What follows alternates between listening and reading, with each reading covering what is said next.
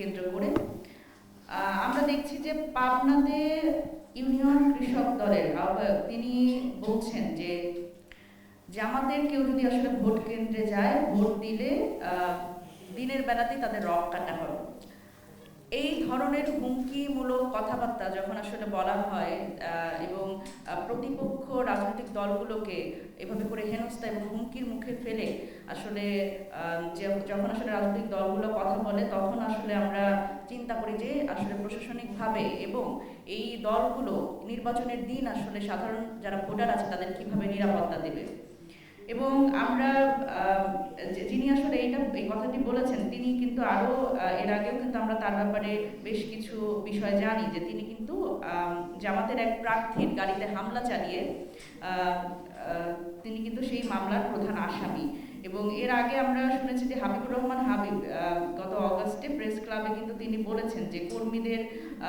বিএনপির বিরুদ্ধে যদি কথা বলা হয় তাদের জিভ কেটে নেওয়ার একটা হুমকি দিয়েছেন। সুতরাং আমরা আবার এর মধ্যেই দেখলাম যে জনাব রুহুল কবির রিজভী তিনি বলছেন যে আসলে পার্লামেন্টারি ওয়ার্ড আসলে শেখানোর একটা জ্ঞানমূলক তার বক্তব্য আমরা শুনলাম, যে তিনি বলছেন যে আমাদের কোনো একজন প্রার্থীকে যেখানে আসলে সেনাবাহিনীর বডি অন ক্যামেরা দিয়ে যে ভিডিওটি প্রকাশ পেয়েছে সেখানে নাকি তিনি বলছেন যে আনপার্লামেন্টারি ওয়ার্ড। তো আমার মনে হয় আমি জনাব রুহুল কবির রিজভী ওনার উদ্দেশ্যে বলতে চাই যে পার্লামেন্টারি ওয়ার্ডগুলো আসলে তার দলের নেতাকর্মীকে শেখানো উচিত প্রথম, কারণ এই রক কেটে নেওয়ার যে সংস্কৃতি, এখন আমার তো মনে হচ্ছে যে এতদিন ধরে আমরা যাদের গুপ্ত বলে জানতাম আসলে এখন নতুন নব্যগুপ্ত তৈরি হচ্ছে কিনা আমাদের বাংলাদেশের রাজনীতিতে, এটি একটি বড় ব্যাপার। আমরা আরো দেখলাম যে ঢাকা 1 আসনে ধানের শীষে ভোট দেওয়ার ব্যাপারে আমাদের যারা হিন্দু ভাই বোন আছে তাদের এই ধরনের এক ধরনের কথা বলা হচ্ছে যে হিন্দুদের ভোট আলাদা বাক্সে জমা হবে, সুতরাং কে ভোট দিচ্ছে এবং কে দিচ্ছে না এটি কিন্তু ধরা পড়বে। এই ধরনের অপপ্রচার এবং অপতৎপরতা যেটি আমরা দেখছি নির্বাচনকে ঘিরে আমাদের হিন্দু বা অন্যান্য ধর্মাবলম্বী যারা, তাদের আসলে এক ধরনের হুমকির মুখে ফেলছে যে দলগুলো, তাদের বিষয়ে আসলে আমরা খুবই আশঙ্কার মধ্যে আছি যে এটি তো গণতান্ত্রিক জায়গা থেকে আমাদের জন্য একটা বড় অশনি সংকেত। আমরা দেখলাম আমার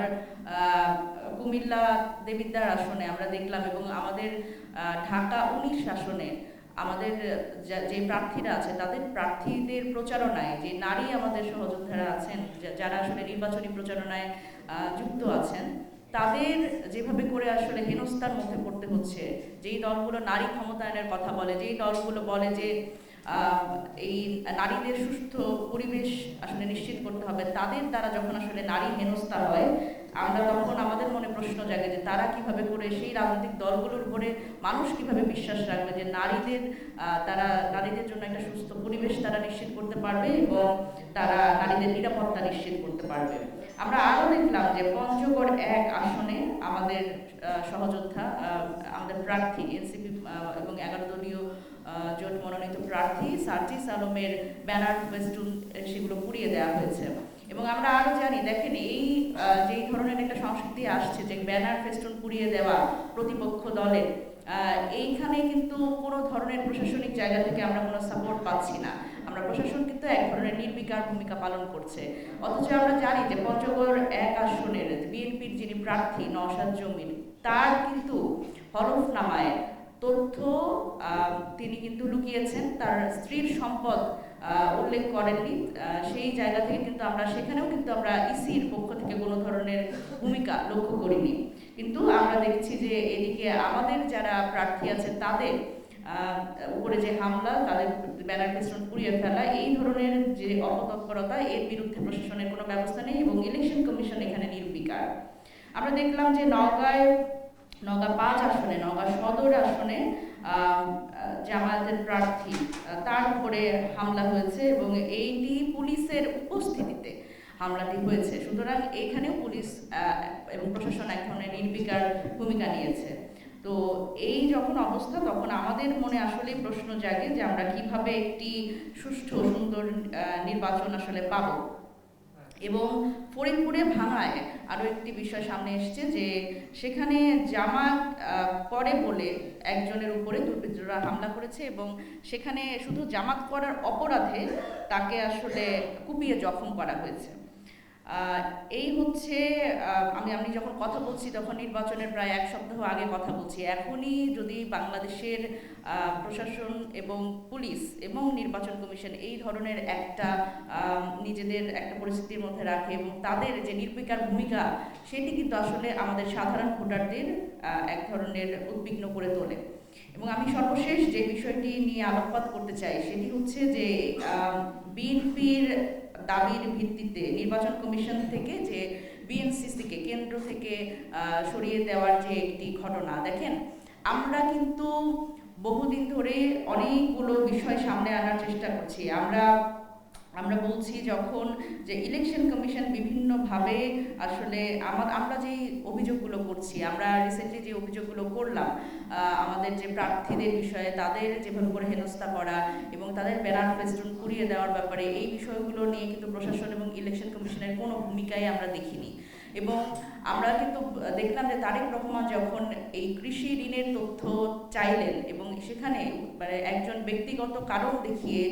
বাংলাদেশ ব্যাংকের একজন সহকারী পরিচালক তিনি যখন ব্যক্তিগত কারণ দেখিয়ে এই সবগুলো ব্যাংক থেকে কৃষি ঋণের তথ্য চাইলেন, এই জিনিসগুলো কিন্তু আমরা যখন বারবার করে ইলেকশন কমিশনের সামনে আনার চেষ্টা করলাম, তাদের আমরা এই ধরনের অভিযোগ দিলাম, তারা কিন্তু এই বিষয়গুলো আলোকপাত করলেন না। অথচ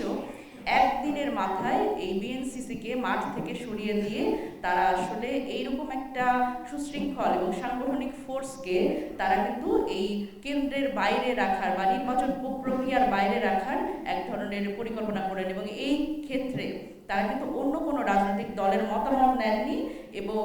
এই যে এককভাবে আসলে নির্বাচন কমিশনের নগ্নভাবে একটি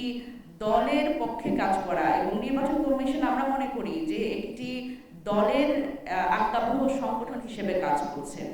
সুতরাং এটি আসলে আমাদের জন্য অত্যন্ত হতাশাজনক। যখন আমরা দেখলাম যে ছাত্র জনতার গণ অভ্যুত্থানের মাধ্যমে এই রাজনৈতিক দল বাংলাদেশে আবার রাজনীতি করার সুযোগ পেল, সেই সময় আমরা যখন দেখি যে এই বিএনসিসির মতো একটি সুশৃঙ্খল ফোর্সকে এই নির্বাচন থেকে বিরত রাখা, নির্বাচনী প্রক্রিয়ার মধ্যে থেকে বিরত রাখা, এটি আমরা আসলে এটা ষড়যন্ত্র হিসেবে দেখি। এবং আমরা জানি যে এই যে তরুণ যে ছাত্র জনতা তাদের কিন্তু আসলে অর্থ দিয়ে কিনতে পারে না কোনো রাজনৈতিক দল এবং তাদের সামনে দিয়ে কোনো ধরনের এই কেন্দ্র দখল বা ব্যালট বাক্স দখল করা এই কাজগুলো তারা করতে পারবে না বলেই আসলে এই তরুণ ফোর্সটিকে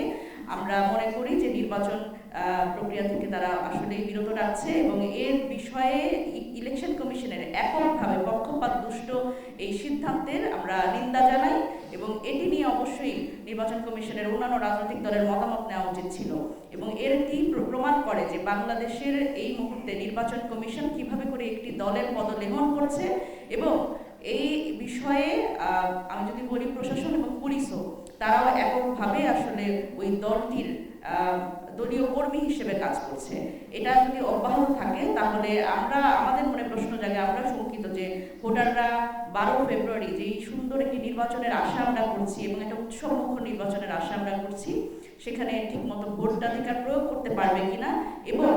এই ক্ষেত্রে তাদের নিরাপত্তা আসলে ইলেকশন কমিশন এবং প্রশাসন নিশ্চিত করতে পারবে কিনা। সুতরাং এই বিষয় নিয়ে আমরা আহ্বান জানাতে চাই ইলেকশন কমিশনকে যে এই বিষয়গুলো তারা